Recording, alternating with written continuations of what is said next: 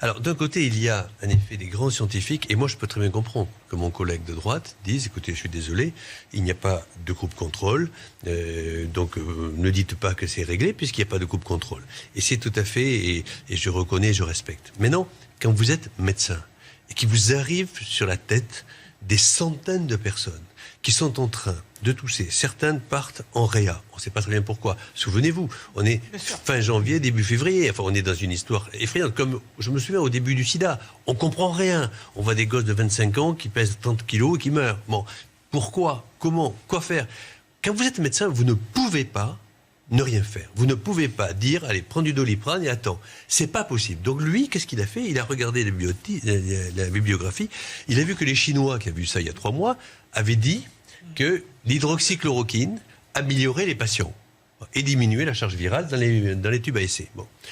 Il s'est dit, bon, c'est un médicament que je connais bien, de toute façon c'est un tube paludéen, ça ne peut pas faire de mal, exactement comme Trump.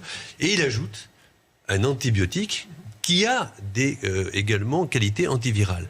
Il se dit, avec ça, au moins, je traiterai. Et c'est ça l'idée. Il ne pouvait pas penser un instant qu'il y aurait un drame, là où il y a eu la phrase, et il a dit fin de partie. C'est là où, en effet, il y a ce sujet. Mais sinon, il a fait vraiment son job de docteur, de médecin. Okay. Donc ensuite, il a dépisté globalement, il a isolé, et les positifs, il les a traités. Maintenant, là, je ne rigole plus, c'est que le taux de mortalité du nombre de gens hospitalisés sur le nombre de gens décédés est, allez, on va dire 10-12 fois moins que le niveau français. À Marseille. À Marseille, et dans la IHU en particulier. 0,8%. Non, mais ça va être dit. C'est incroyable, ça. Non, mais il y aura des commissions d'enquête qui vont le dire, mais il n'y a aucun problème. La vérité sortira. C'est évident. Là, on est dans une hystérisation. Mais bien sûr. Il y a le côté scientifique, et je comprends très très bien. Je dirais même, M. Delfrécy, je comprends très bien que sur le plan scientifique, cette étude n'est pas dans le truc classique. Oui. Mais après, en tant que médecin, on va regarder les taux de mortalité.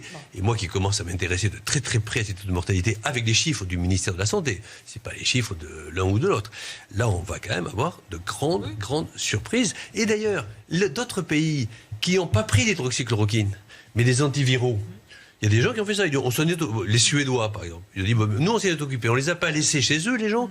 Parce que qu'est-ce qu'on a fait chez nous? On les a laissés chez eux. Qu'est-ce qu'ils ont fait chez eux? Ils ont contaminé la famille. 80% des contaminations sont intrafamiliales. Donc, ne serait-ce que de s'occuper comme un bon médecin. Vous êtes un peu essoufflé, on vous met de l'oxygène.